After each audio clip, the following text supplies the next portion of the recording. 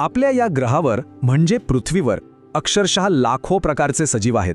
आता वरवर पाहिलं तर हा सगळा गोंधळ वाटेल, पण यातही एक छुपी व्यवस्था आहे. चला तर मग निसर्गाचं हे भव्य ग्रंथालय कसं व्यवस्थित लावलं आहे हेच आज समजून घेऊया. कधी असं झालंय का की आपण एखाद्या जंगलात किंवा बागेत फिरतोय आणि वाटतं की वाह, निसर्ग किती सुंदर आहे, पण त्याच वेळी तो थोडा गोंधळात टाकणारा पण आहे नाही का? म्हणजे एकाच ठिकाणी इतकी व्हरायटी. अगदी बरोबर वाटतंय. गंमत अशी आहे की शास्त्रज्ञ कित्येक शतकांपासून याच गोंधळाला एका सूत्रात बांधायचा प्रयत्न करत आहेत आणि त्यासाठी त्यांनी एक खास सिस्टमच तयार केली आहे. जरा विचार करा, एका बाजूला आहे रॅफ्लेशिया, म्हणजे तब्बल 1 मीटर रुंदीचं जगातलं सगळ्यात मोठं फूल, आणि दुसऱ्या टोकाला आहे वुल्फिया, टाचणीच्या टोकापेक्षाही लहान. आता शास्त्रज्ञांसमोर चॅलेंज हेच आहे की या दोन टोकांच्या मध्ये येणाऱ्या लाखो सजीवांना एका सिस्टममध्ये बसवायचं कसं. आणि या मोठ्या कोड्याचं उत्तर एका शब्दात आहे, ते म्हणजे वर्गीकरण. कॅरोलस लिनियस सारख्या शास्त्रज्ञांनी ही पद्धत सुरू केली आणि त्यामुळेच निसर्गाचा अभ्यास करणं सोपं झालं. चला तर मग आपलं हे इन्व्हेस्टिगेशन सुरू करूया वनस्पतींच्या राज्यापासून, द प्लांट किंगडम.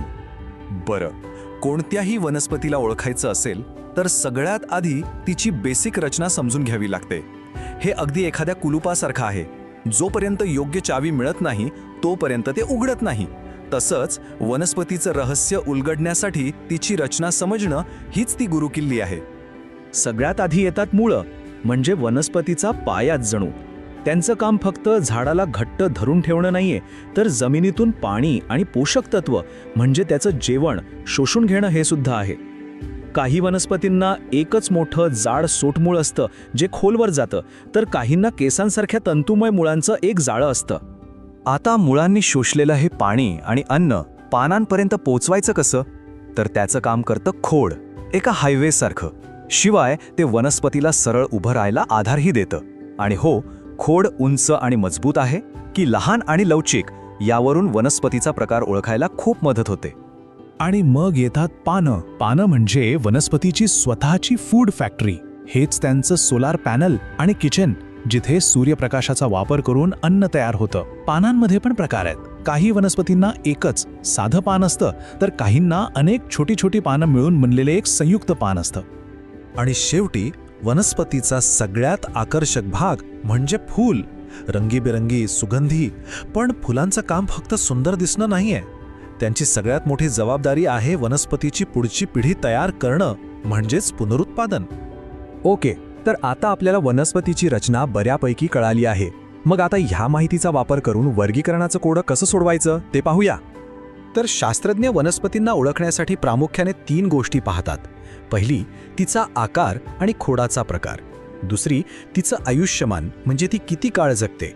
आणि तिसरी, ती कुठे वाढते, म्हणजे तिचा नैसर्गिक अधिवास. याच 3 प्रश्नांच्या उत्तरात वर्गीकरणाची किल्ली दडलेली आहे. आकार आणि खोडानुसार वर्गीकरण करणं तसं सोपं आहे. बघा, उंच आणि मजबूत खोड असेल तर ते झालं झाड किंवा वृक्ष, जसं की आंबा. मध्यम उंचीची आणि जमिनीलगतच दाट वाढणारी असतील तर ती झाली झुडपं, गुलाबासारखी. लहान आणि लवचिक खोड असेल तर ते झालं रोपटं, जसं की तुळस. आणि ज्यांना वाढायला आधाराची गरज लागते त्या झाल्या वेली. हे झाले 4 मुख्य प्रकार.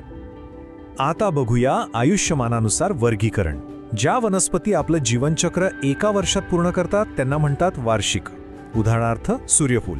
ज्यांना 2 वर्ष लागतात त्या द्विवार्षिक, जसं की गाजर. आणि ज्या अनेक वर्ष जगतात, जसं की आंब्याचं झाड, त्यांना म्हणतात बहुवार्षिक. सोपं आहे ना, नाही का? आणि तिसरा निकष म्हणजे अधिवास. म्हणजे वनस्पतीचं घर कुठे आहे. ती जमिनीवर वाढते की पाण्यात, दलदलीच्या ठिकाणी वाढते की वाळवंटात. प्रत्येक वनस्पती आपल्या पर्यावरणात टिकून राहण्यासाठी स्वतःमध्ये काही खास बदल घडवून आणते. यालाच आपण ॲडॅप्टेशन किंवा अनुकूलन म्हणतो. चला, वनस्पतींचं जग तर आपण थोडाफार समजून घेतलं. आता मोर्चा वळूया प्राणीसृष्टीकडे. बघूया इथे वर्गीकरणाचे नियम कसे चालतात.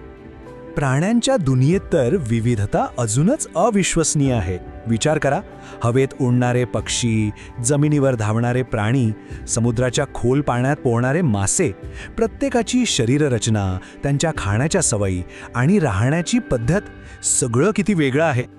प्राण्यांच्या वर्गीकरणातला सगळ्यात मोठा आणि पहिला फरक केला जातो तो एका गोष्टीवरून, पाठीचा कणा.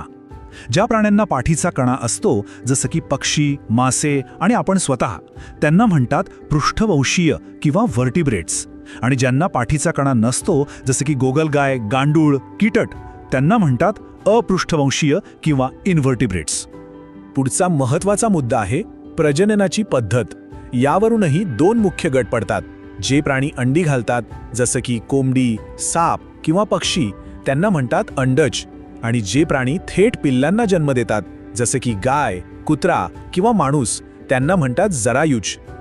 आणि हो, वनस्पतींप्रमाणेच प्राण्यांचंही वर्गीकरण त्यांच्या अधिवासानुसार, म्हणजे ते कुठे राहतात यावरून केलं जातं.